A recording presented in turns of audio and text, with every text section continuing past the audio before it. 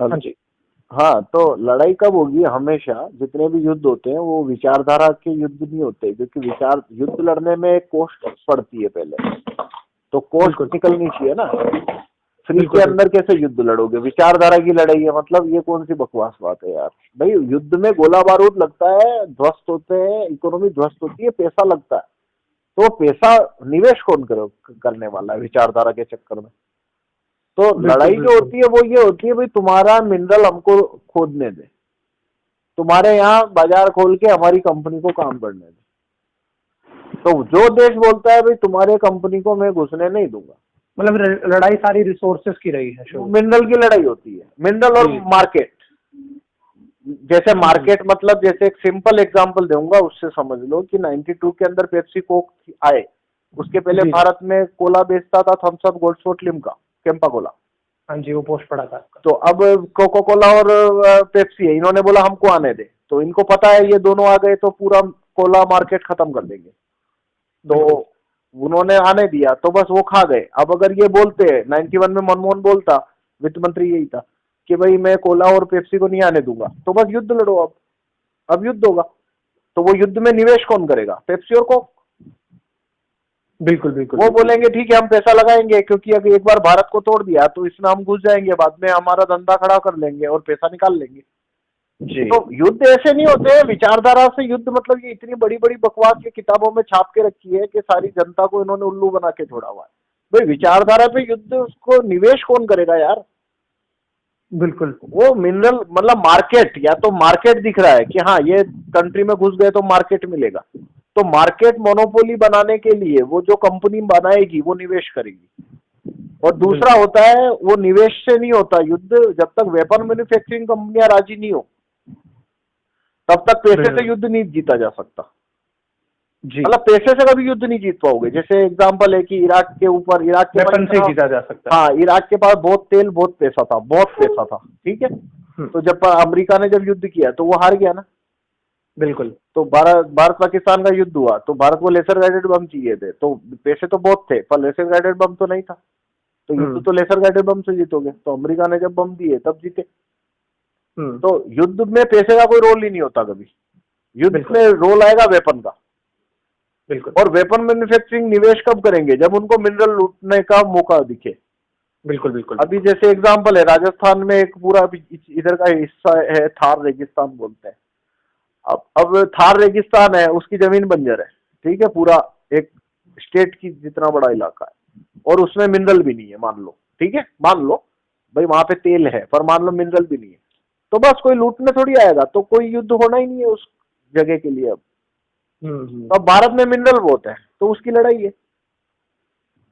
बिल्कुल बिल्कुल। तो ये कहानी होती है, विचारधारा वगैरह कुछ होता ही नहीं है। और जैसे मैंने एक राहुल चिमन भाई मेहता की वीडियो देखी थी, हाँ सऊदी अरेबिया वाली और अमेरिका वाली, कि हाँ कैसे यहाँ पे सारा हाँ मीडिया जो है, पेड मीडिया को सऊदी अरेबिया से फंडिंग आता है, हाँ और सऊदी अरेबिया जो है अमेरिका के कंट्रोल में है। हाँ। तो कभी भी उस वीडियो पे ऐसा कोई प्रमाण नहीं था कि सऊदी अरेबिया अमेरिका के कंट्रोल में है। भाई देखो सिंपल प्रमाण है, सऊदी अरब को पूछो वेपन कितने बनाते हो, वो वेपन क्या बनाते हैं बताओ? जीरो। उनको जी। कारतूस की गोली होती है ना, बंदूक की गोली, हम्म उसकी भी फैक्ट्री नहीं है उनके पास। हम्म। अब पूछो अमेरिका की सेना दुबई में क्या कर रही है?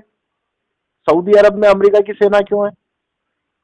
किसकी सेना होती है भाई? भारत में ईस्ट इंडिया कंपनी की सेना क्यों थी? जब राजा हारेगा तभी तो सेना आएगी ना। बिल्कुल कोई बिल्कुल। किसी के घर में ऐसे सेना आने देता है? रशिया में तो नहीं है देखे अमेरिका की सेना, चाइना में बिल्कुल। तो नहीं है देखे अमेरिका की सेना, अफगानिस्तान में उसने सेना घुसाने की कितनी कोशिश करी पर भागना पड़ा ना।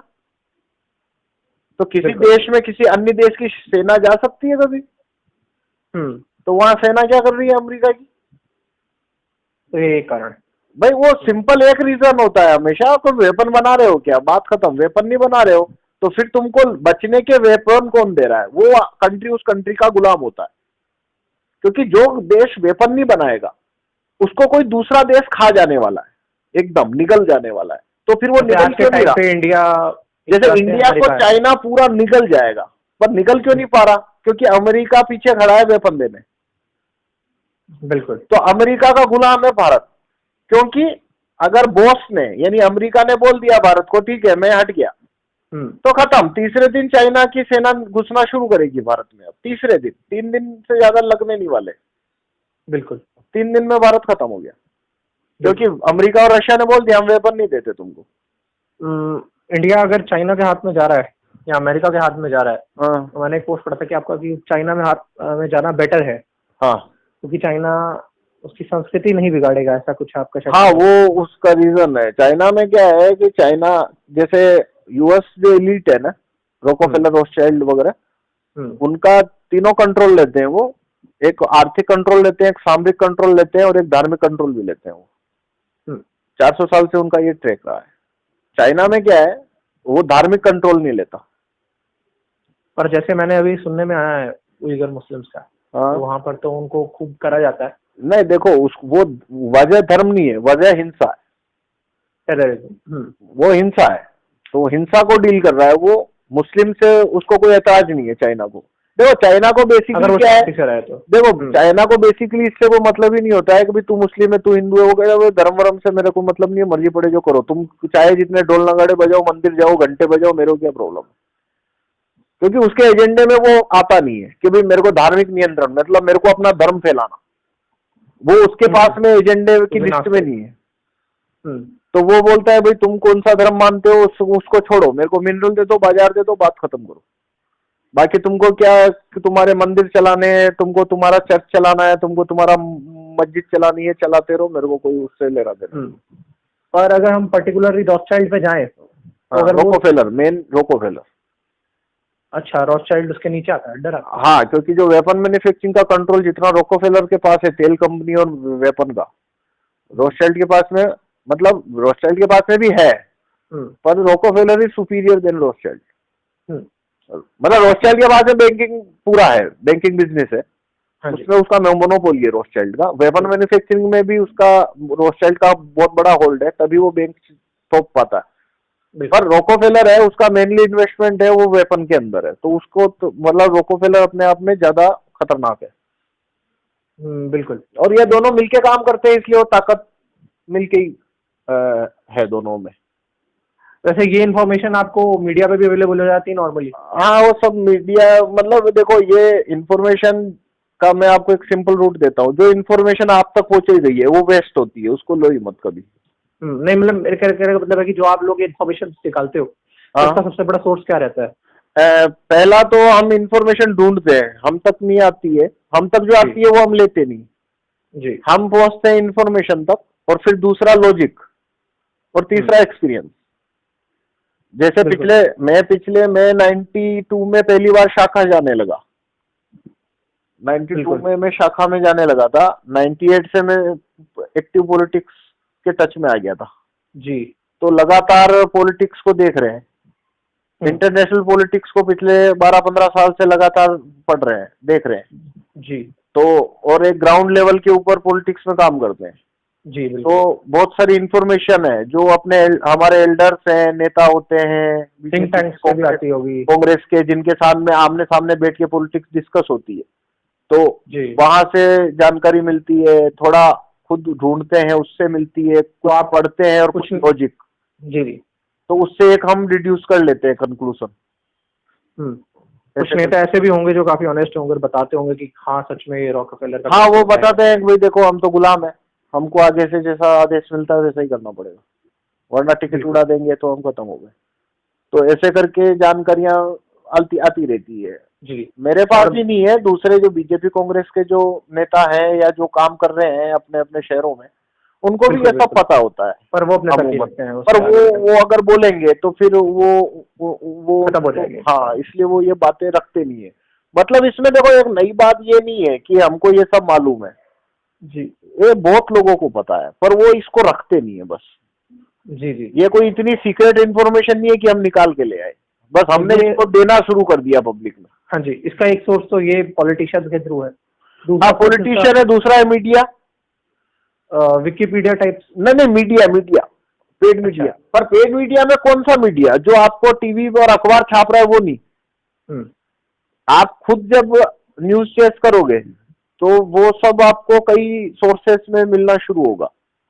जी मतलब देखो, मीडिया में दो स्ट्रीम होती है जी। एक स्ट्रीम होती है कि जो कोई इंसिडेंट है उसको रिपोर्ट किया जाता है, हमेशा छुपाएंगे कुछ भी नहीं, मीडिया छुपाता कभी नहीं है, पर वो ऐसी जगह रिपोर्ट करता है जिसको सिर्फ एक्टिविस्ट पढ़ते हैं।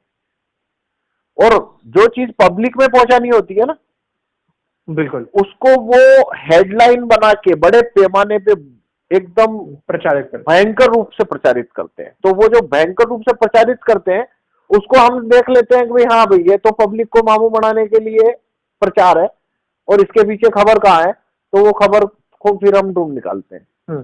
तो नॉर्मल आपके जैसे मैं बताता हूँ, मान लो अभी अखबार में आया सब तरफ कि भाई 101 चीजों पे आयात पे बैन लगाया, तो हम फिर ढूंढना शुरू करेंगे कि भाई इसके पीछे क्या चल रहा है। तो फिर हमको मिल जाएगा भाई ये हाल है, इसका 10% बेच मारा है अभी, तो उसको हम ढूंढ लाएंगे। हाँ वो बेच दिया, 10% बेचा है इसको, लॉकहीड मार्टिन को। हाँ वो अब ये चीज तो और ढूंढनी पड़ेगी तब सामने आएगा, पर हमारा अंदाजा है, हमको मालूम है लॉकहीड मार्टिन ही खरीदने वाली है। वजह क्या है, भारत के अंदर लॉकहीड मार्टिन अपनी प्लेन बनाने की फैक्ट्री लगाने वाली है। ये प्रयास उसने 2017 में शुरू किए थे, और हाल जो है वो प्लेन बनाता है। बिल्कुल बिल्कुल। तो वो उसको लॉकहीड मार्टिन ही टेक ओवर करने वाला है। तो उसका 10% शेयर अभी बेच पा रहा है मोदी ने, कुछ हफ्ते भर पहले बेचा था। तो वो 10% किधर गया होगा, तो वो सिंपल बात है, वो बोइंग के पास तो नहीं जाएगा, वो लॉकहीड मार्टिन ही लेके गया।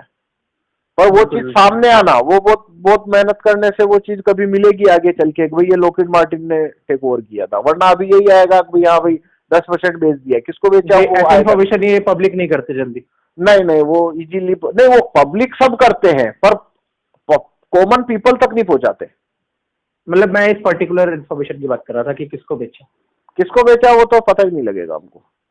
अच्छा, वो हमें पता ही नहीं लगा। नहीं वो पता नहीं लग सकता, वो बस वो छाप दिया, बेच दिया। अब किसको बेचा वो कोई ना कोई मीडिया रिपोर्ट करेगा तभी तो मालूम पड़ेगा हमें भी, वरना मुझे या बैठे बैठे मालूम कैसे पड़ेगा। वो चीज मीडिया में रिपोर्ट होने वाली नहीं है कभी। बिल्कुल। तो वो मालूम नहीं हो सकता, पर एक जनरल सेंस है हमारा, उस आधार पे मेरे को पता है कि वो लॉकहीड, मैं बोलूंगा अभी लॉकहीड मार्टिन ने खरीद लिया, आप बोलोगे भाई नहीं खरीदा, तो मैं बोलूंगा भाई दुनिया में कोई है और कोई जो हाल प्लेन बनाने वाली कंपनी को खरीदने आएगा?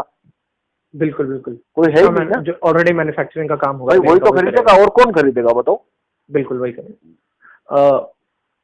और एक बात ये जो रखनी थी, हाँ कि मैंने एक काफी पोस्ट आपका ये देखा था, जो हेमचंद्र के रिलेटेड था, कि हेमचंद्र को जो पहले राउंड में जीता था अकबर से, वो इसी कारण से जीता था कि कैनन्स उसको मिल गए थे पोर्टुगीज से, और पोर्टुगीज लोगों को जो मिले थे वो ईस्ट इंडिया कंपनी से मिले थे। और ईस्ट इंडिया कंपनी जो थी वो बेसिकली रॉथस्चाइल्ड उसको एक तरह से एग्जीक्यूट कर रहा था। हाँ जी। तो इनमें कोई इसका कोई एज अ प्रूफ टाइप की कुछ, मतलब ईस्ट इंडिया कंपनी को ऐसे कंट्रोल कर रही थी रॉथस्चाइल्ड? देखो बात सुनो, रॉथस्चाइल्ड का नाम तो मिलने वाला नहीं है आपको कहीं पे भी, हिस्ट्री की किसी टेक्स्ट बुक में कहीं पे भी नहीं मिलने वाला, पर ये एक अनुमान प्रमाण ही लगाना पड़ेगा। भाई देखो आप इसको कैसे करोगे भाई, आप देखो रॉथस्चाइल्ड फैमिली कितना पुराना है, और भाई ये बात तो जाहिर है ब्रिटेन का आदमी जानता है। और कि जैसे ये रॉथस्चाइल्ड है या रॉकफेलर है, तो ये जितने भी परिवार हैं इनका, जब ये लोग बैंकिंग और इस सब में नहीं आए थे वेपन इंडस्ट्री, इससे पहले ये लोग क्या करते थे? मतलब जैसे 90% रॉकफेलर ने वेपन में डायरेक्ट नहीं आया था, रॉकफेलर ने धंधा शुरू किया था तेल से। अच्छा, पहले उसने तेल कंपनियां खड़ी करी, स्टैंडर्ड ऑयल उसकी कंपनी थी। अच्छा, फिर स्टैंडर्ड ऑयल की उसने मोनोपोली खड़ी करी, तो अमेरिका का 80% जो तेल था ना, पेट्रोल, उसको टेक ओवर कर चुका था रॉकफेलर जी। और दुनिया का 60% पेट्रोल रॉकफेलर टेक ओवर कर चुका था 1900 के अंदर, 1910 तक। 1910 तक दुनिया का 60% पेट्रोल रॉकफेलर टेक ओवर कर चुका था। बाद में तेल के बाद में फिर इसने क्या किया, जो वेपन मैन्युफैक्चरिंग इंडस्ट्रीज थी उनको खरीदना शुरू किया। रॉथस्चाइल्ड का रोल शुरू होता है तोपों से, उसने तोपें बनाने में इन्वेस्टमेंट की थी। बाद में उसने बंदूकों की फैक्ट्रियां, जो बर्मिंघम के अंदर जो कॉटेज इंडस्ट्री थी वेपन बनाने की, गन बनाने की, अच्छा, वो सब के अंदर रॉथस्चाइल्ड ने निवेश किया, और सबसे बड़ी होल्डिंग गन इंडस्ट्री पे, गन कंपनियों पे रॉथस्चाइल्ड की आ गई थी। बाद में वही गन कंपनियां, वो जो उसकी पहले कैनन बनाता था, बाद में वो गन कंपनियां पे होल्डिंग आई, बाद में फिर उसी ने फाइटर प्लेन, रडार, मिसाइलें, लेसर गाइडेड बम, ये सब बनाने शुरू कर दिए। इस पे कोई आप लोगों का कोई सोर्स, ये सब विकिपीडिया में मिल जाएंगे? देखो ये सब आपको रोथशाइल्ड के नाम से नहीं मिलेगा, ये आपको कैसे डॉट मिलाने पड़ेंगे कि आप जैसे गूगल शुरू करो, बर्मिंघम कॉटेज इंडस्ट्री, ये गूगल करो, एक minute, Birmingham cottage gun industry, ठीक है, तो आपको सामने आएगा कि भाई उस समय बर्मिंघम में 10 लाख बंदूकें साल की बन रही थी। जी जी। तो अब ये वहां पे एक बहुत बड़ा इन्वेस्टमेंट थी बिजनेस की, ठीक है ना। बाद में इसी में से 5 लाख बंदूकें ईस्ट इंडिया कंपनी को मिली थी बर्मिंघम से। तो अब क्वेश्चन आता है, अब देखो आप कि जैसे भारत में अंबानी है, हर आदमी जानता है अंबानी कौन है, ठीक है जी जी। ऐसे ब्रिटेन के अंदर हर आदमी जानता है भाई उनका सबसे बड़ा दोस्त 250 साल से जो सबसे बड़ा धनिक है वो कौन है। तो जो रॉथशाइल्ड शुरू से कैनन का काम करा है, हाँ ये बात हमें मिल जाती है। देखो मैंने आपको बोला ना, वो रोथशाइल्ड के नाम से नहीं मिल सकती आपको, ठीक है ना। मतलब मेरा बेसिकली पूछना कैसे ये था कि फिर हमें वो सबूत जो आप जो सब देखो, उसका मैं बताता हूँ आपको सिंपल वे में। भाई भारत में सबसे अमीर आदमी कौन? अंबानी है ना। जी जी। तो ऐसे ब्रिटेन में सबको पता है ना कि ब्रिटेन का सबसे अमीर आदमी कौन, जो 300 साल से सबसे शक्तिशाली घराना है, तो वो रोथशाइल्ड है। वो तो आपको गूगल पे मिल जाएगा ना जी। और अमेरिका का सबसे बड़ा ताकतवर फैमिली कौन? अंबानी की तरह। मतलब अमेरिका का अंबानी कौन? तो वो रोकोफेलर है, वो तो पूरा अमेरिका जानता है जी। क्वेश्चन है कि वो ताकत कहां से आ रही है।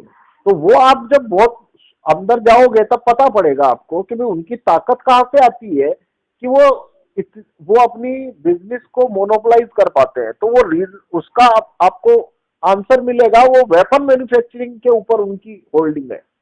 जी जी। जैसे अब मैं आपको दूसरे तरीके से बोलता हूँ, आपका क्वेश्चन है भाई इसको लॉकहीड मार्टिन पे रोकोफेलर की होल्डिंग है, मैं ये बोल रहा हूँ आपको, आप बोल रहे हो कि भाई नहीं है। मैं बोलता हूँ ठीक है, मैं तुमको 50 साल देता हूँ, तुम लॉकहीड मार्टिन के मालिक का नाम निकाल के लाओ, तो आप ला ही नहीं सकते। अब तो भाई इतनी बड़ी कंपनी चला कौन रहा, या तो आदमी का नाम दो मेरे को। अब भाई क्वेश्चन है कि जब यहाँ पे अंबानी रिलायंस चला रहा है, ये तो दिख रहा है ना। जी बिल्कुल। तो तुम लॉकहीड मार्टिन का नाम लेके आओ ना, उसका मालिक कौन? मैं ये नहीं बोलता आपको कि रोथशाइल्ड चला रहा है, मैं बोल रहा हूँ कि लॉकहीड मार्टिन का जो भी कोई मालिक है ना, वो कंट्रोल सीईओ का नाम मैरिलिन हॉसन कुछ करके है।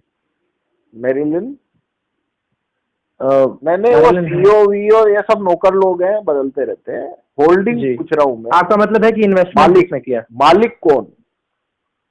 तो आपको 5-10 दिन तो इसी को पकड़ने में लग जाएंगे, लॉकहीड मार्टिन के ओरिजिन ही नहीं निकाल पाओगे आप। अच्छा, तो फिर अगर मतलब अभी आप गूगल मारो लॉकहीड मार्टिन, वो बोलेंगे 92 में कंपनी बनी। बिल्कुल। और तो 92 की कंपनी नहीं है ना, वो 150 साल पुरानी कंपनी है। हर 30-40 साल में नाम बदल देते हैं, नवी कंपनी खड़ी करके 5-7 कंपनियों को मर्ज करके नई कंपनी बना देते हैं। जी आप समझे नहीं। आप लॉकहीड मार्टिन लिखा आ रहा है 1995। हाँ 95 में बनी, तो क्या ये 95 की कंपनी है क्या? अब इसके पीछे जाओ कि भाई ये 95 में किधर से आई। अब आपको 5 कंपनियां और मिलेगी कि ये 5 कंपनियों ने मिलकर लॉकहीड मार्टिन बना दी। अब ये 5 कंपनियों को जाओ, फिर 50 कंपनी और मिलेगी, फिर उनकी शेयर होल्डिंग पे जाओ। मतलब आप 10 दिन में परेशान हो जाओगे, मालिक नहीं ढूंढ पाओगे कि ये कंपनी किधर से। कहने का मतलब है कि सीईओ मालिक नहीं है? नहीं, सीईओ तो नौकर होता है यार। सीईओ का क्या मतलब है? जो बेसिकली इन्वेस्टर है, शेयर होल्डर है सबसे ज्यादा, मतलब जिसकी होल्डिंग है इसमें, जो आदमी ने पैसा लगा के रखा है इस कंपनी के अंदर, वही कह रहा हूँ। तो वो लॉकहीड मार्टिन के। तो मैं बोलता हूँ आप रोकोफेलर रोथशाइल्ड में मत उलझो, वो एक तरह से एक पॉइंट के बाद में इररिलेवेंट हो जाएगा। मैं आपको एक सिंपल बात बोलता हूँ कि भाई भारत को कौन कंट्रोल करता है, तो मैं बोलता हूँ लॉकहीड मार्टिन का मालिक। अब इसका मालिक कौन, वो मेरे को नहीं पता, पर ये कंपनी है, ये तो साफ है ना कि ये कंपनी है भाई। कोई यहाँ पे आ रहा है, यहाँ पे SSGA फंड्स मैनेजमेंट इनकॉर्पोरेशन के जो सबसे ज्यादा स्टेक है, जिसके पास अब वो उसके पीछे जाओगे तो 100 ट्रस्ट उसके पीछे मिल जाएंगे। अब फिर उनके मालिकों के नाम ढूंढने जाओगे तो वो मिलने नहीं जीवन में अब आपको। मतलब वेपन मैन्युफैक्चरिंग कंपनियों के मालिकों को आप कभी ढूंढ नहीं सकते, वो सेटअप ही ऐसा है उनका। बैंकिंग में भी ऐसा ही है? हाँ, बैंकिंग में भी ऐसा ही है। बैंकिंग में आप ढूंढते ढूंढते पहुंचोगे फेडरल रिजर्व बैंक तक, फिर हाँ। फेडरल रिजर्व बैंक की होल्डिंग किसके पास, तो फिर 12-15 प्राइवेट बैंक सामने आएंगे। फिर उन अच्छा। जो प्राइवेट जो बैंक आए सामने, उनकी शेयर मार्केट पे उनकी ट्रेडिंग नहीं होती, और इसलिए उनकी होल्डिंग किसके पास है, वहां पे आपको वो होल्डिंग किसके पास वो खबर नहीं मिलने वाली अब। मिनरल में भी ऐसा ही? नहीं, वो मिनरल में ऐसा कुछ नहीं है। मिनरल तो वो साफ, देखो खेल क्या है, दिखने वाला धंधा सामने से करते हैं वो। बैंक हुआ, मिनरल हुआ, ये सबको सामने से करेंगे, ठीक है। और जो गेम है जो पब्लिक से छुपाने का, वो चीज को वो इतना सर्कस चलाएंगे।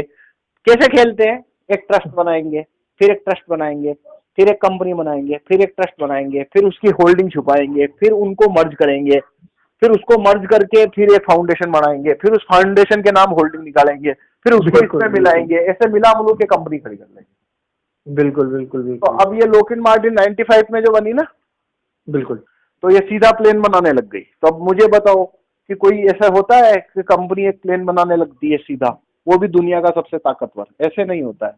वो पहले से एक वेपन मैन्युफैक्चरिंग कंपनी है, उसका इन्होंने नाम बदला, नई कंपनी खड़ी करी, उसका इसमें मर्ज किया, उसके नाम शेयर होल्डिंग ट्रस्ट के नाम डाली, ट्रस्ट की होल्डिंग उठाई, और ऐसे करके खिचड़ी पका पुकू के डाल दी। तो इसलिए वो उनके नाम कभी सामने नहीं आने देते।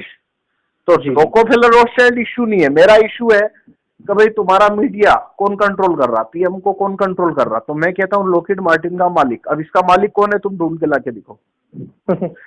ये तो अपने आप में एक रिसर्च का बड़ा टॉपिक है। हाँ, तो वो पर घुमा फिरा के बात क्या है कि भाई जब अमेरिका का सबसे ताकतवर फैमिली रॉकफेलर है और ब्रिटेन का सबसे ताकतवर फैमिली जब रोथस्चाइल्ड है, तो भाई लॉकहीड मार्टिन बोइंग और जेट को कंट्रोल का अंबानी करेगा क्या? बिल्कुल भाई, वही तो करेंगे। सही बात वो है, वरना वो ताकतवर रह ही नहीं पाएंगे अब। हाँ जी। और जैसे कि आपने एक अजीत वाडियाल को सुना होगा। अजीत बेटा का कैप्टन, हाँ जी, कैप्टन अजीत। हाँ।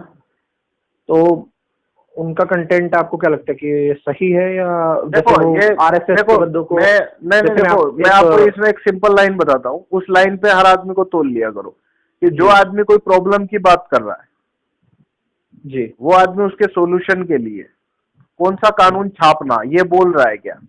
अगर वो ये नहीं बोल रहा है तो मैं उसको बोलता हूँ टाइम वेस्टर जी। तो अब मैं आपको बताता हूँ, रोथस्चाइल्ड को रोकना है, अगर रॉकफेलर को रोकना है। एक बड़ा मैंने उनके ब्लॉग में पढ़ा है कि वो हर किसी को चित्तपावन जू बता देते हैं, जितने भाई वो जो भी बताते हैं, मैं ये बताता हूँ वो कोई चीज का दुनिया में आज तक उन्होंने भारत में कोई भी एक समस्या हल करने के लिए कानून कौन सा छापना वो लिख के दिया है एक पेज भी? बिल्कुल कोई सॉल्यूशन नहीं दिया। तो टाइम वेस्टर है। बड़े बड़े लंबे लंबे लिखो, एक्टिविस्ट का खून पियो, एक्टिविस्ट को वहां पे उलझा लो 4-4 घंटे, वो 5-5 किलोमीटर लंबे पोस्ट पढ़ने के लिए, बस। और क्या है? बिल्कुल बिल्कुल, इसीलिए मैंने पढ़ाई दी। तो वो अजीत वेडाकाइल को पर्सनली टारगेट करके नहीं बोल रहा हूँ, कोई भी इंसान है, कोई भी इंसान है, अगर वो केवल ज्ञान दे रहा है पर समाधान नहीं बता रहा है, वो ये बता रहा है ये कांटा कितना लंबा है जो तेरे अंदर घुस गया है, ये कांटा किसने घुसाया है, ये कांटे में कितनी किस्में हैं, ये कांटे से तेरे को कितने समय तक दर्द होगा, इस कांटे में कौन सी लकड़ी है, भाई ये निकालना कैसे, वो बात करना भाई। बिल्कुल सही बात, बिल्कुल। तो अब वो 1000 पोस्ट वो लिख देगा कि रोथस्चाइल्ड भारत को कंट्रोल कर रहा, रोथस्चाइल्ड के बैंक भारत को कंट्रोल कर रहे। मैं उसको बोलता हूँ भाई तू एक पेज लिख के दे कि भाई ये रोथस्चाइल्ड के को रोकना कैसे। भाई मीडिया बिका हुआ है तो भाई ये मीडिया को ठीक करना कैसे, कौन सा कानून छापना। वही आपके वाले कानून ही प्रेफर कर रखे थे, ज्यूरी सिस्टम और एमआरसीएम और ये सब। तो भाई अगर उन्होंने वो प्रीफर कर रखा है तो ठीक है, वो आदमी का सोल्यूशन में इंटरेस्ट है और वो सोल्यूशन के बारे में इंफॉर्मेशन बता रहे हैं। मुझे नहीं पता उन्होंने अगर ये जूरी सिस्टम रेफर किया है किसी को, ये नहीं। एक ब्लॉग में करा है, मैंने पढ़ा था।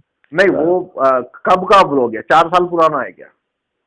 उनके ज्यादातर ब्लॉग पुराने होते नहीं, पर अगर 4-5 साल पुराना है तो एक बार उन्होंने लिखा था कि भाई राइट और टीसीपी कानून होने चाहिए।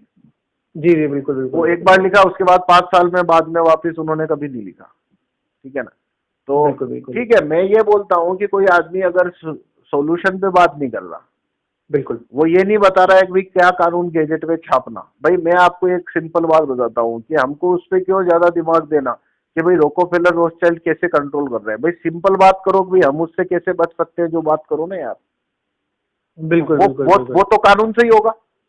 वो तो कानून से ही अब होगा। अजीत वेदाकाइल, रवीश कुमार और ये पेड सुभाष चोकड़िया पोखड़िया ये जितने भी है, वो बात तो करते नहीं।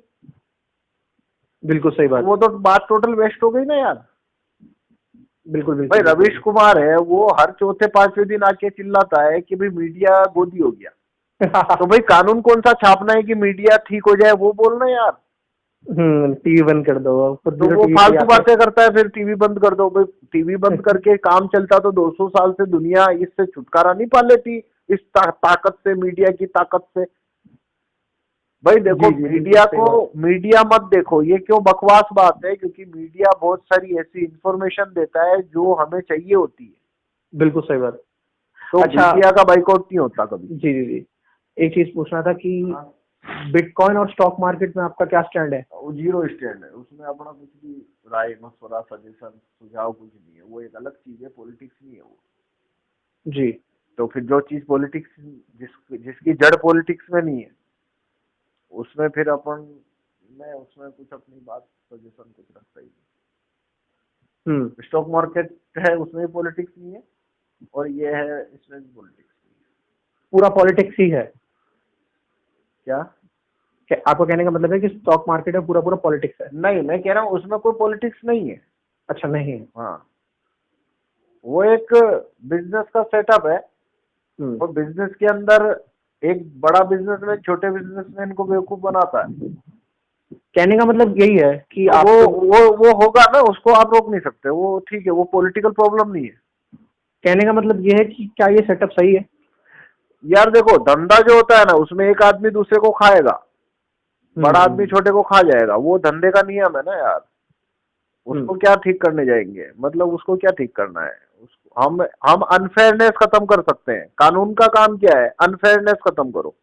बिल्कुल बिल्कुल बिल्कुल। आप कोई अगर अपनी अपने दूसरे तरीकों से किसी का बिजनेस खा रहा है तो वो चलेगा, पर गलत कानून की वजह से खा रहा है तो मेरा काम है गलत कानून को रोकना, कि भाई फेयर कंपटीशन देना, बस। बिल्कुल। तो एक बार अगर कानून बराबर है, कानून फेयर आ गए, तो बस उसके बावजूद कोई किसी का बिजनेस बढ़ रहा है तो बढ़ रहा है, उसका स्किल है यार। मेहनत करे। हाँ, वो बिल्कुल। उसकी स्किल से धंधा खींच रहा है अपना। तो मैं उस चीज पे ज्यादा भार देता हूँ कि भाई कानून, जो चीज कानून से ठीक हो सकती है ना, वो चीज पे मैं ज्यादा फोकस करता हूँ। तो ये स्टॉक मार्केट का जो है पूरा, उसमें पॉलिटिक्स बहुत कम है, और कोई पर्टिकुलर ऐसा कानून नहीं है कि वो कानून आने से ये आपको नहीं लगता कि इसको बड़े बड़े लोग कंट्रोल करते हैं पूरा पूरा? मैं देखो, वो जो कंट्रोल करते हैं उसमें पॉलिटिक्स नहीं है, मैं ये बोल रहा हूँ। वो बिजनेस है, इकोनॉमिकल कंट्रोल है। वो इकोनॉमिक कंट्रोल है। जो बड़ी कंपनियां है वो मैनिपुलेशन करती है, स्टॉक में ऊपर नीचे कर देंगे, बिकवाली कर देंगे, तेजी ले आएंगे, मंदी मंदी ले आएंगे, पैसा लगवा देंगे, बाद में पैसा खींच लेंगे। तो ठीक है, वो उसका कोई कोई प्लेन कानून छाप के हम रोक नहीं सकते इसको। मतलब कोई ऐसा प्लेन कानून नहीं है कि ये प्लेन कानून छापा और रोक दिया। एक चीज और कि जैसे आप रिसोर्स बेस्ड इकोनॉमी के बारे में जानते होंगे? नहीं, ये क्या होता है? देखो, मैं इकोनॉमी में केवल एक चीज जानता हूँ, मैं सिंपल बता देता हूँ। कहने का मतलब ये है कि आपको क्या लगता है कि बैंकिंग सिस्टम क्या अपने आप में सही है? इंटरेस्ट, चीजों को इंटरेस्ट पे देना और आप उनके अकाउंट में दिखा देना कि पैसा है। देखो, उसका मैं ये बोलता हूँ सिंपल कि मौजूदा व्यवस्था है तो पहले ये देखना पड़ेगा कि भाई अगर हम आज बैंक हटाते हैं तो मेरा पॉइंट है इकोनॉमी ठप हो जाएगी। वो फैक्ट है, ये बात सही है। तो फिर बैंक हटाना है तो मैं सामने वाले को पूछता हूँ, भाई ठीक है, तो दो में से एक काम करो, या तो बैंक हटाना है तो इसकी लिए व्यवस्था कौन सी लानी, उसका कानून रखो सामने मेरे। बिल्कुल। और या फिर बैंक रखने हैं पर इनको ठीक करना है तो चलो ठीक है, बैंकों को ठीक करने का कानून सामने रखो मेरे। बिल्कुल। ये दो चीज नहीं है, तो बैंक पे क्या डिबेट करनी है अब? बिल्कुल भाई जंप तो सॉल्यूशन पे ही जाएगा ना अल्टीमेटली। जी भाई बैंक में ब्याज दर है, ये है, हवा में से पैसा बनाते हैं, मर्जी पड़ेगा नोट छापते हैं, देते हैं, ये पूरा सर्कस है। भाई सर्कस है तो दो काम है, या तो बैंक हटाओ तो नया इंस्टीट्यूशन कौन सा आएगा उसकी ड्राफ्टिंग दो मेरे को, बिल्कुल। और या फिर इसको कैसे रोकना वो लिख के दो। जी तो मेरा इसमें सोल्यूशन सिंपल है कि तीन चीज करो तो ये पूरा सर्कस रुकेगा, बैंक ठीक हो सकते हैं। आपने हाँ जी जी, आपने एल्बर्ट पाइक का नाम सुना है? हाँ ये इस कहानी में कितना दम है कि फ्री मेसन्स कंट्रोल करते हैं काफी कुछ, और फ्री मेसनरी का ही पार्ट है क्या? फ्री मेसन क्या है अभी? फ्री मेसन्स जैसे नहीं क्या चीज है ये? कोई ये भाई इल्यूमिनाटी, भाई मैं ये बोलता हूँ कि आप मान लो लॉकहीड मार्टिन का मालिक इल्यूमिनाटी है, क्या फर्क पड़ रहा है? मेरा पॉइंट वही रहेगा, कंट्रोल लॉकहीड मार्टिन का मालिक करेगा। बिल्कुल। अब तुमको उसको रॉकफेलर बोलना है बोल लो, रोथस्चाइल्ड बोलना है बोल दो, तुमको बिल गेट्स मानना है मान लो, तुमको इल्यूमिनाटी बोलना है मान लो, तुम फ्री मेसन मानना मान लो, पर एलन आइक जिंदगी में ये बात नहीं बताने वाला आपको कि लॉकहीड मार्टिन के इल्यूमिनाटी लॉकहीड मार्टिन पे होल्डिंग इल्यूमिनाटी की है और इस वजह से इल्यूमिनाटी कंट्रोल करती है, ये बात वो जीवन में बोलने वाला नहीं है। बिल्कुल। वो कोई एक रहस्यमय स्टोरी बना के देगा तुमको। बिल्कुल बिल्कुल। वो ये काम की बात नहीं बताएगा। बिल्कुल। और ये जैसे मैंने आपने जानते ही एल्बर्ट पाइक के बारे में, हाँ तो क्या ये सच है कि इसने वर्ल्ड वॉर 1, वर्ल्ड वॉर 2 और वर्ल्ड वॉर 3 पहले से ही बना रखा है, तब पूरा सिस्टम तय कर रखा है? देखो वर्ल्ड वॉर 1, 2 तो खत्म हो गया, उसके बारे में तो सबको सब पता है, ठीक है जी। वो मिनरल लूटने के लिए दोनों वार हुए थे, ठीक है। अच्छा। हाँ वो बाकी राष्ट्रवाद वो सब फालतू है, वो मिनरल की लूट थी, उसके लिए युद्ध होता है। मैंने आपको अभी बोला, अभी मैं एक वापस बॉटम लाइन बोलता हूँ, इसको बात को समझो, तो वर्ल्ड वॉर 3 हो या 4 हो आगे, युद्ध की कॉस्ट है, तो युद्ध हो ही नहीं सकता है जब तक कि उसकी कॉस्ट ना निकल रही हो। तो अभी 3rd वर्ल्ड वॉर होगा, 4th भी होगा, 5th भी होगा, जब तक दाव पे मिनरल आ रहा है तो युद्ध होने ही वाला है। एलन आइक के बोलने से होगा नहीं और एलन आइक के बोलने से रुकेगा नहीं वो। बिल्कुल। तो वो तो होना ही है, वो मिनरल की लूट का युद्ध है वो। बिल्कुल। तो वो तो होना ही है जी। और जैसे एक मैं उसका रीजन बता रहा हूँ, एलन आइक बोल रहा है वर्ल्ड वॉर 3 होगा, वो एलन आइक जो बोल रहा है उसकी वजह से नहीं होगा। एलन आइक नहीं, शायद एल्बर्ट पाइक। हाँ वो एल्बर्ट पाइक पकड़ लो, ठीक है ना। वो ये पूरा दुनिया में ये कंस्पिरेसी थ्योरिस्ट वही तो है जिसने पूरे दुनिया के एक्टिविस्ट को बिजी करने के लिए ये थ्योरिया फेंकी हुई है, और वो सब थ्योरिया जो फेंकी है उसका मेन टारगेट क्या है? वेपन मैन्युफैक्चरर को सामने से हटाना। बिल्कुल। आप मेरी बात समझे क्या? बिल्कुल समझा। उसका टारगेट ये बात छुपाना है कि वेपन मैन्युफैक्चरिंग की वजह से रोथस्चाइल्ड लूट रहा है, इल्यूमिनाटी लूट रहे हैं। बिल्कुल। वो इसको सब बैंकिंग जू थ्योरी जाने कौन कौन सी थ्योरी रहस्यमय रोमांच ऐड करके इन पे थपा देना चाहता है। बिल्कुल बिल्कुल। एफडीआई रिपाट्रिएशन की जो मैंने आप लोगों की वीडियो देखी थी, उसमें एफडीआई रिपाट्रिएशन ये जो एक एग्रीमेंट है इस टाइप का, है ना? हाँ। तो इस बात पर कोई प्रमाण है कि एफडीआई रिपाट्रिएशन अभी भी कंपनीज के बीच में साइड हो रहा है? हाँ हो रहा है, वो प्रमाण की जरूरत ही नहीं है, वो तो कानून है। कानून है। हाँ, आप बताएंगे एक बार कानून का नाम? नहीं कानून है ना, वो डिफेक्टो कानून बोलते हैं इसको। डिफेक्टो? हाँ डिफेक्टो कानून मैंने कि मान लिया, मतलब पहले से ही जो प्रैक्टिस का कानून है। जैसे क्या होता है कि भारत सरकार ने लिखा बंदूक बनाने के लिए लाइसेंस चाहिए, ठीक है, तो ये कानून हो गया। पर उसने नहीं लिखा ना कि कचौरी बनाने के लिए लाइसेंस चाहिए, तो जब नहीं लिखा तो वो कचौरी कोई भी बना सकता है, वो लिखने की जरूरत नहीं रही गई। तो इसमें क्या होता है कि जो भी कंपनी भारत में आती है वो डॉलर देती है और जितना पैसा वो रुपया लेके जाएगी, मतलब आप खुद पे भी अप्लाई कर सकते हो कि आप 1 करोड़ रुपया लेके जाओ बैंक में और बोलो डॉलर दे, तो वो मना नहीं कर सकता डॉलर देने से, वो डॉलर दे देगा। तो ऐसे करके ये जितना भी विदेशी कंपनी आती है, तो ये डिफेक्टो लॉ है कि वो जब रुपया देगी तो भारत सरकार हाँ वो उसको डॉलर देगा। अब ये रोकना कैसे, सरकार को ये छापना पड़ता है कि मैं डॉलर नहीं दूंगा, तब ये कानून काम करेगा, वरना तो वो ऑटोमेटिक है। नहीं समझे, वो ऑटोमेटिक है तो उसे आना पड़ेगा। वो नहीं, जैसे चाइना है तो चाइना ने ये कानून छापा बिल्कुल कि अगर कोई मेरे पास में बोरी भर के येन लेके आएगा तो मैं डॉलर नहीं देने वाला। अच्छा, चाइना ने कानून हाँ, ये 74 में छापा था, जब अमेरिकन कंपनी आने लगी ना चाइना में। WTO साइन किया चाइना ने 74 में। तो बाद में फिर बड़े पैमाने पे अमेरिकन कंपनियों ने आना शुरू किया। इस कानून का कोई नाम आप बता सकते हैं मुझे? नहीं, कानून नहीं है, बस एक नोटिफिकेशन है, सिंपल।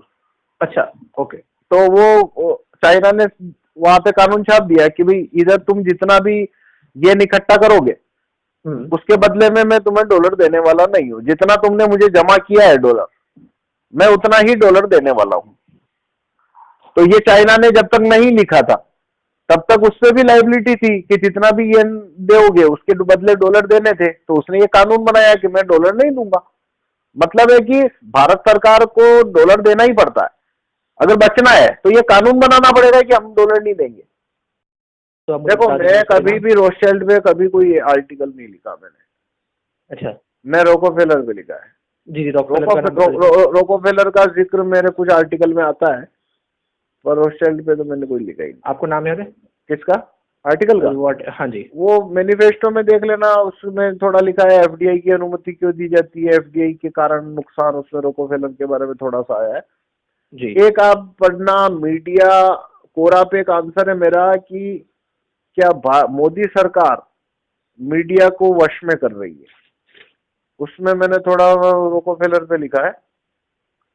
और एक एफडीआई की अनुमति क्यों दी जाती है, इस आर्टिकल में रोकोफेलर के बारे में लिखा है। पर बेसिकली मैं क्या बोलता हूँ कि रोकोफेलर या रोथस्चिल्ड को चेस करके कुछ मिलने वाला नहीं है। मिलने वाला क्या इम्पोर्टेंट चीज क्या है? आपने क्या बताया था, क्या एफडीआई की अनुमति क्यों दी जाती है, तो इसमें रोकोफेलर बारे में लिखा है। तो जनरली मैं इन पे क्यों नहीं लिखता हूँ, क्योंकि इससे क्या होता है कि जब भी आप ये बोलोगे ना रोकोफेलर रोथस्चिल्ड, तो फिर उसका एविडेंस ढूंढने जाओ। बिल्कुल बिल्कुल। जबकि लॉकहीड मार्टिन है, बोइंग है, जेट है, जीई है, ये तो कंपनियां दिख रही है ना भाई। हरकुलिस विमान बनाती है, फाल्कन 16 बनाती है, F-16 बनाती है, ये मिसाइल बनाती है। ये वैसे F-16 जो है वो तो आपने इस पे पोस्ट लिखा था, तो वो तो मैंने सुना था कि वो एयरक्राफ्ट तो रिजेक्ट कर दिए थे इंडियन सरकार ने। हाँ, मतलब F-16 के भाई वो रिजेक्ट कर दिए। तो वो उस समय ये रफाल लेने थे, तो हाँ जी, पर्दे के पीछे फ्रेंच कंपनी के जो धनिक है उनकी और इनकी डील हो गई। जी जी। तो फिर उन्होंने लॉकहीड मार्टिन को कैंसिल कर दिया। हाँ, कर लिया। अभी F-16 अब खरीदेगी भारत। तो आप पहले एक बात समझ लो कि भाई लॉकहीड मार्टिन ने बोला कि भाई मेरे F-16 ले, तो भारत के पीएम के पास कोई ऑप्शन ही नहीं है, इतनी ताकत ही नहीं होती है कि वो मना करेगा। ठीक है ना, वो डिले कर सकता है। हाँ, वो मना कर ही नहीं सकता, उसकी औकात ही नहीं है। वो मना नहीं कर सकता, पर वो डिले कर सकता है कुछ साल। थोड़ा डिले कर लेगा, पर कुल मिला के वो प्रेशर बना ही देंगे। बिल्कुल बिल्कुल बिल्कुल। वो पाकिस्तान को दे देंगे 20-25 F-16 और बोल देंगे चढ़ जा भारत पे, तो बस पीएम आ गया घुटने पे। तो ऐसे ही पूरा चलता है। तो मैं क्या बोलता हूँ, देखो ये जो रोकोफेलर, रोथस्चिल्ड और ये जो बैंकों का मायाजाल, ये जितना भी ये सब कुछ है ना, ये सब एक थ्योरी है। असल में असली चीज क्या है, वो है कि F-16 विमान वो दिख रहा है ना साफ। बिल्कुल, तो भाई इसको ये हवा है, ये हवा में है क्या विमान, वो तो दिख रहा है ना। बिल्कुल। हरकुलिस है, हरकुलिस विमान तो हवा में थोड़ी है भाई, वो तो दिख रहा है ना भाई, आदमी सामने दिख रहा है ना। बिल्कुल दिख रहा है। अपाचे हेलीकॉप्टर है, ब्लैक हॉक हेलीकॉप्टर है, वो तो सामने दिख रहा है ना भाई। भारत को इसकी जरूरत है, इसके बिना मर जाएंगे हम। बिल्कुल, चीन हमको खा जाएगा पूरे को अगर ये नहीं हुए तो इनको कौन बना रहा है, बस उसका मालिक है वो। तुम्हारी कंट्री, वो हमारा पीएम उसके कंट्रोल में काम करेगा। अब मालिक कौन है, वो सामने वाला ढूंढ ले।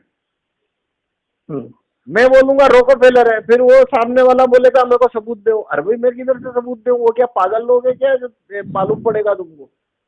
वो सबूत छोड़ेंगे क्यों? पर इतनी सिंपल बात तो आदमी को समझनी चाहिए ना कि भाई रंगीन पानी या कोका कोला और पेप्सी बना के बेचने वाले में और हरकुलिस जैसा विमान बनाने वाले में अंतर होता है भाई।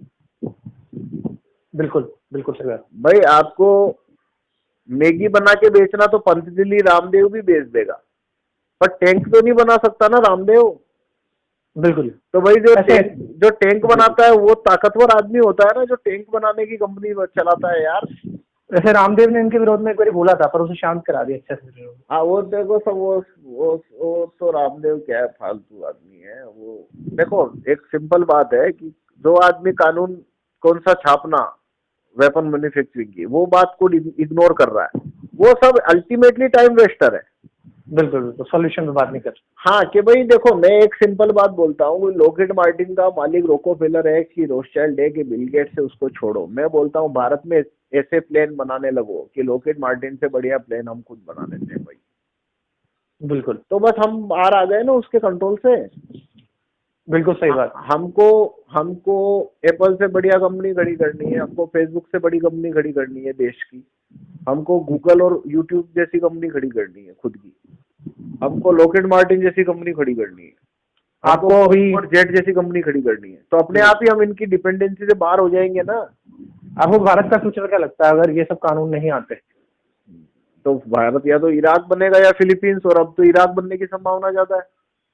इराक बनने की? हाँ मतलब आधा भारत खत्म हो जाएगा, 5-7 टुकड़े हो जाएंगे, इंडो मुस्लिम सिविल वार होगा, 20-25 साल चलता रहेगा। भारत की सेना का इस्तेमाल करके अमेरिका चाइना को खत्म करेगा, ईरान को खत्म करेगा, पाकिस्तान को खत्म करेगा, न्यूक्लियर वार भी होगा, भारत में परमाणु बम भी गिरेंगे, आधी आबादी खत्म हो जाएगी, तबाह होके इराक जैसी हालत होके। क्या आपको लगता है कि अमेरिका और क्या नाम है चाइना में सिर्फ इकोनॉमिक वॉर होगा या कभी सिविल वॉर होने के भी चांसेस है? देखो इकोनॉमिक वार शुरू हुआ तो खत्म असली वार भी होना है ना जी। तो इकोनॉमिक वॉर चल रहा है, उसका मतलब क्या है? उसका मतलब है वार्म अप चल रहा है, ये असली वार की वार्म अप हो रही है। मतलब असली वॉर पे कभी ना कभी आ सकते हैं। वो आना ही पड़ेगा, कोई इलाज ही नहीं है। बिल्कुल बिल्कुल। और अगर बाई दी वे 1% चांस से कोई समझौता हो गया, चाइना ने बोला ठीक है आधा भारत मेरा, आधा भारत अमेरिका ने बोला मेरा, तो ठीक है। भारत की स्थिति तरबूज की है, चाइना खड़ा है उधर चाकू लेके।